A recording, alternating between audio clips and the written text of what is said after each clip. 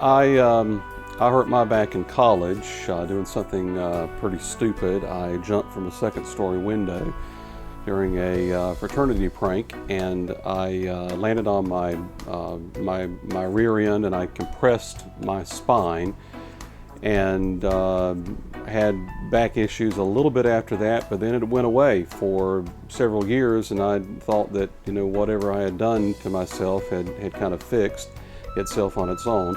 It wasn't until I was out of college a few years later that I started having back issues again, and every now and then I'd go to the chiropractor.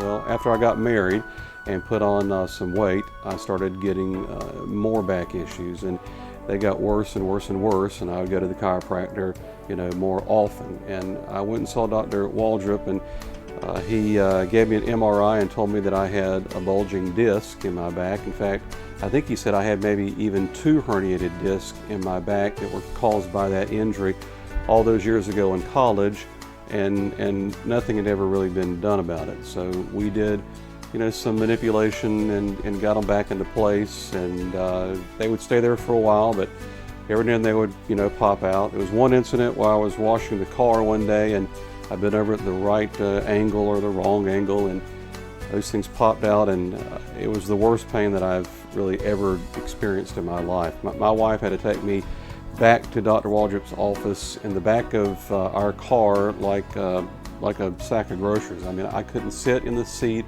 I couldn't lay down. I was literally in the bed in pain for probably 3 or 4 days. Well, it really never did get better. For a long time, I started having tingling in my leg, and it got to the point where I couldn't even feel my right leg at all. I mean, it was completely numb.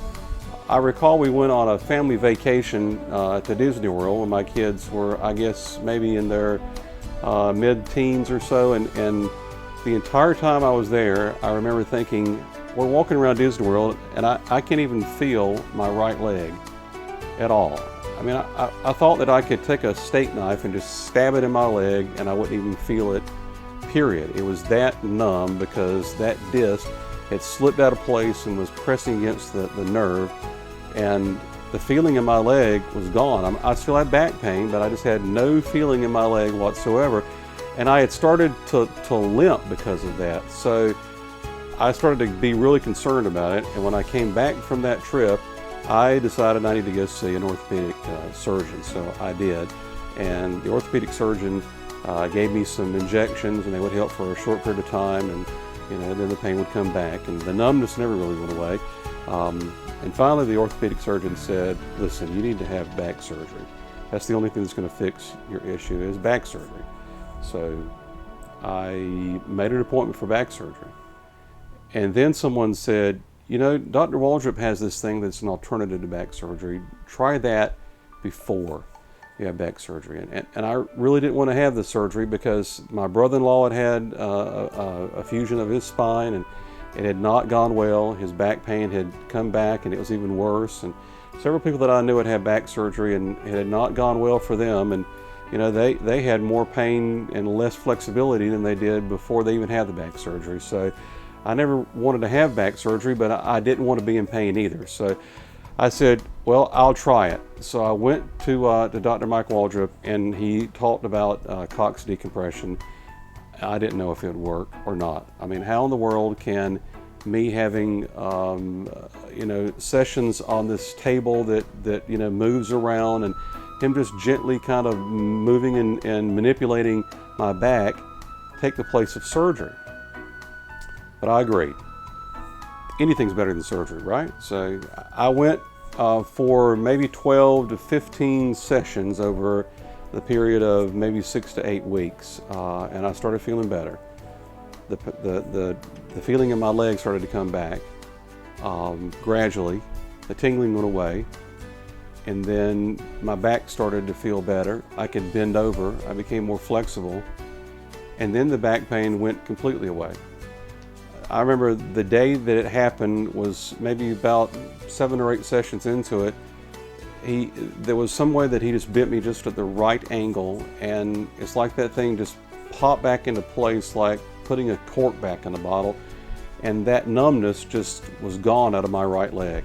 And you know, it's been probably 5 years, 5 or 6 years now. All of my kids are now grown and out of college, and so it's got to be at least probably 5 or 6 years since that happened.